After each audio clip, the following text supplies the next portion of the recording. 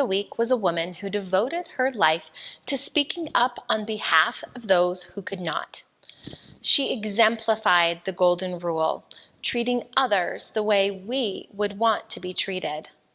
This woman was Dorothea Dix. This biography comes from our Unitarian Universalist curriculum, Windows and Mirrors, written by Gabrielle Farrell, Janice View, and Natalie Finemore. Dorthea Dix lived in the 1800s. At a time when women had fewer choices than men did, Dorothea made extraordinary choices for herself. She did not grow up a Unitarian, but she chose to become one as an adult. Another choice she made was to work hard on behalf of other people. Dorothea made one of the most important contributions to our society by helping to create hospitals for people with mental illness. In her time, there were no hospitals for people who struggled with mental problems, people who may have acted strangely or could not communicate because they had difficulty thinking and interacting with the same way as other people did, were often kept in prisons. They were chained and given very little clothing. So what if it was cold in the prison? Nobody cared whether those people were cold. Most people thought people with mental illness did not get cold or feel pain. In fact, many people thought that those with mental illness were not fully human at all. What gave Dorothea Dix a different idea about them? Maybe it was some of her own troubles that made her think more compassionately towards others. Dorothea Lynde Dix was born on April 4th, 1802, in the town of Hamden in Maine. She was the oldest of 3 children, born to Joseph Dix and Mary Bigelow Dix. Dorothea's mother was often sick, and her father was not very nice to his family. He often hit his wife and children. The family moved a lot, from Maine to Massachusetts, and finally Vermont. When she was 12 years old, her grandmother sent for Dorothea and her 2 younger brothers to come live with her in Boston, Massachusetts. Dorothea's grandmother was wealthy, and she expected Dorothea to behave in certain ways. Dorothea only wanted to care for her younger brothers. She was not interested in learning to be a lady, which meant at the time taking lessons in how to behave in society. It took time for Dorothea to learn and understand how to behave. But one thing that she did very well, and loved in fact, was to read books and study. It was unusual at the time for a young girl to know how to read and write, but Dorothea's father, a Methodist minister, had taught her. Even though he was difficult as a father, he did teach her something valuable. As Dorothea grew up, her grandmother was very, very strict and very concerned about her status in society. When Dorothea became involved in opening a school for poor children, she wanted to use her grandmother's barn as the school.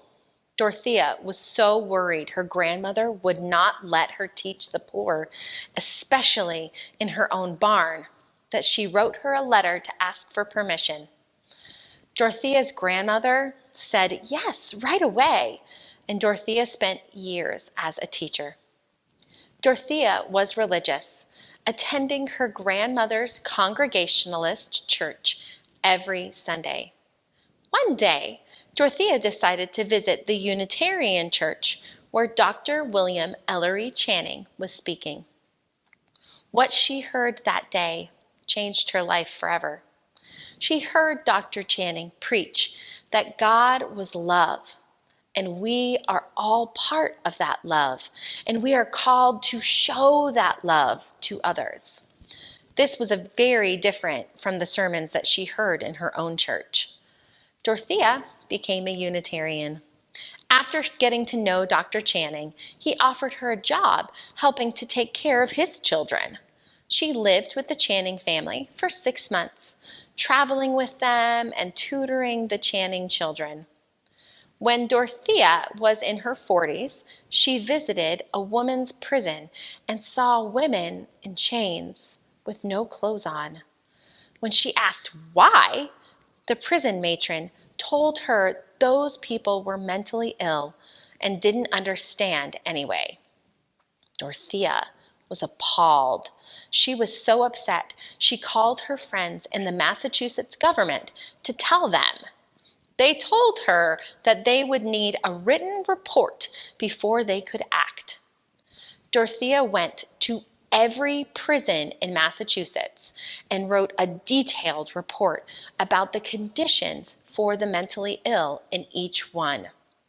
With her reports, Massachusetts began to open hospitals that treated the mentally ill with dignity and respect.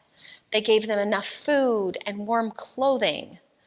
Dorthea Dix began to travel to other states, investigating conditions in prisons, filing reports, and testifying before state legislatures. Some of the hospitals she started still stand. So does the view of the mentally ill that she put forth. Even when someone's words or behaviors cannot be understood by others, they are still a person who deserve dignity, respect, and love. Dorothea deeply valued the right to make one's own choices. She trusted her own choices about the right way to live her life. One of her choices was to become a Unitarian. Another was to work to help people with mental illness in ways that they were not able to help themselves.